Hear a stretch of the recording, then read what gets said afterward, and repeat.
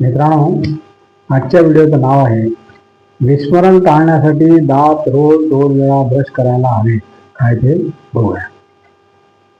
संशोधनातून स्पष्ट झाले की दात हिरड्यांची योग्य देखभाल न केल्यास डिमेन्शियाचा धोका निर्माण होऊ शकतो. दातांच्या आजाराचे पीडित 5.7% लोकांना स्मरणशक्तीची सामान्य समस्या आढळून आली. काय ते बघूया. दात स्वच्छ करण्याची पहिली पायरी म्हणजे दिवसातून किमान 2 मिनिटे दात घासणे. तथापि जर तुम्ही व्यवस्थित दात घासले नाहीत तर दातावर प्लाक आणि टार्टर जमा होऊ शकतो. त्यामुळे दात किडनी आणि हिरड्यांचे आजार होऊ शकतात. दातांची सफाई केल्यामुळे श्वसनाचा त्रास आणि तोंडाचे इतर आजार होत नाहीत. यासोबतच एक अलीकडील शोध सांगतो की स्मरणशक्ती उत्तम राखण्यासाठी दातांची सफाई आवश्यक आहे. या शोधानुसार वयस्करांनी दाताची योग्य निगा राखली म्हणजेच नियमित ब्रश केल्यास स्मरणशक्ती राखण्यास मदत होते. अरे वा.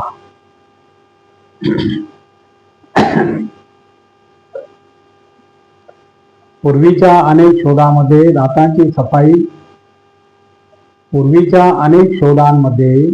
दातांची साफसफाई व्यवस्थित न करणे डिमेन्शियासह हृदयरोग, स्ट्रोक आणि डायबिटीज सारख्या व्यक्तींना जबाबदार ठरले आहे.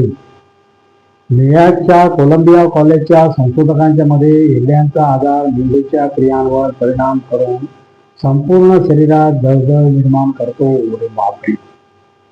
संशोधनात 60 वर्षे व त्यापेक्षा जास्त वयाच्या लोकांना सामील केले गेले, ज्यामध्ये हिरड्यांच्या आजाराला जबाबदार पॅथोजन जास्त आढळले. ज्यांच्यात स्मरणशक्ती संबंधी अडचणी दिसून आल्या. मुख्य संशोधक डॉक्टर जेम्स नोबेल सांगतात की ज्या लोकांमध्ये पॅथोजन उच्च पातळीत आढळले त्यांच्यामध्ये स्मरणशक्तीचा गंभीर त्रास आढळला. संशोधनातून स्पष्ट झाले की दात हिरड्यांची योग्य देखभाल न केल्यास डिमेन्शियाचा धोका निर्माण होऊ शकतो. Journal of neurology, neurosurgery and psychiatric प्रकाशित रिपोर्टनुसार सुमारे 2400 पुरुष आणि महिलांवर केलेल्या संशोधनात दाताचे आजार स्मरणशक्तीवर परिणाम करणारे आढळून आले.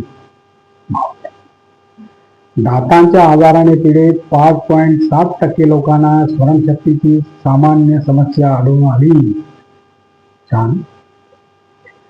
तर 6.5% लोकांना रिकॉल पुन्हा आठवणे व 22.1% लोकांमध्ये सतत विस्मरणाचा त्रास आढळला. फार कठीण आहे मित्रांनो, फार कठीण आहे. छोट्या छोट्या गोष्टी आहेत पण बघा किती महत्वाच्या आहेत त्या. आणि ह्या सर्व माहिती असणे फार गरजेचे आहे. आणि ह्या आपल्या मुलांना, जे आता नवीन ग्रो होत आहेत मुलं, त्यांना ह्या गोष्टी कळणे आवश्यक आहे. या आतापासूनच त्यांना जर कळायला तर पुढे त्याचा त्यांना फायदा होईल.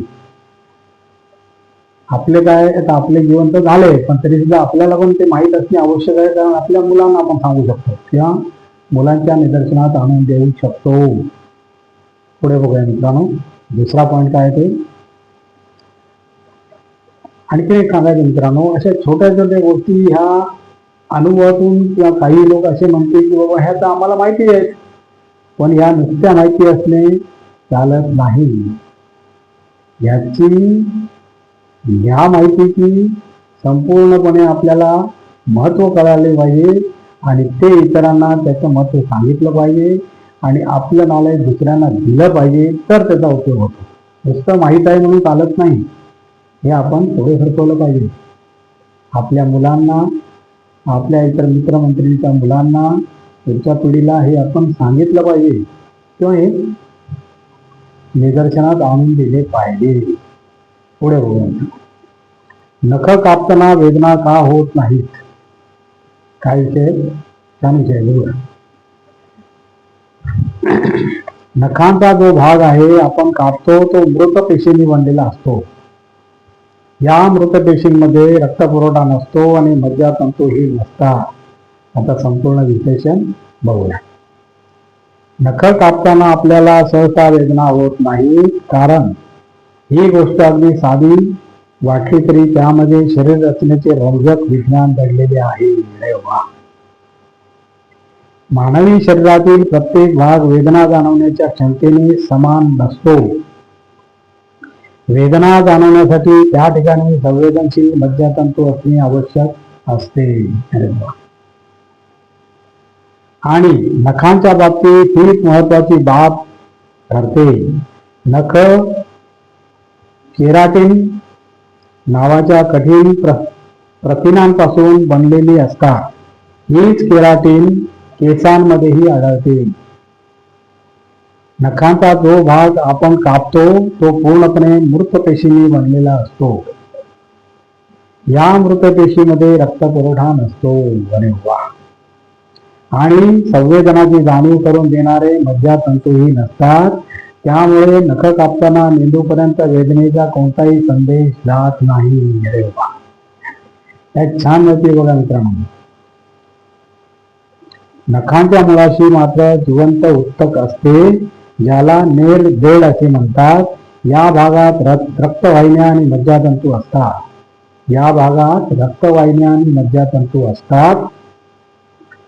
त्यामुळे चुकून नख फार आतपर्यंत कापले गेले किंवा नख तुटून त्या जिवंत भागाला इजा झाली तर तीव्र वेदना होतात आणि रक्तही येते। यावरून स्पष्ट होते की वेदना नखांमुळे नाही, तर त्याखाली जिवंत त्वचेमुळे होतात। Very good.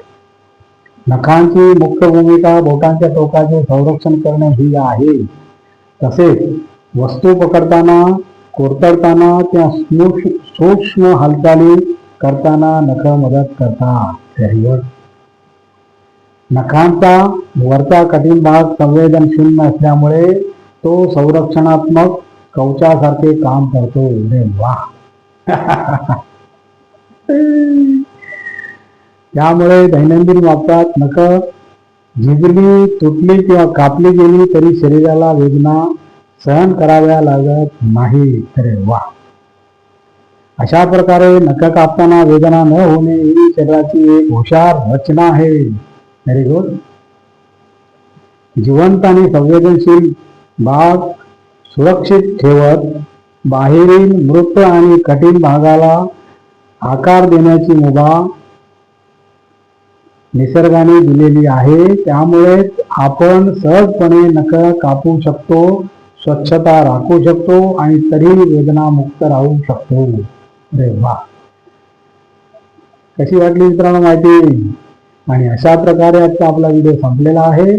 आणि तुम्हाला जर माझा व्हिडिओ आवडला तर लाईक करा, शेअर करा, सबस्क्राईब करा आणि कॉमेंट मात्र जरूर करा। नमस्कार, जय हिंद।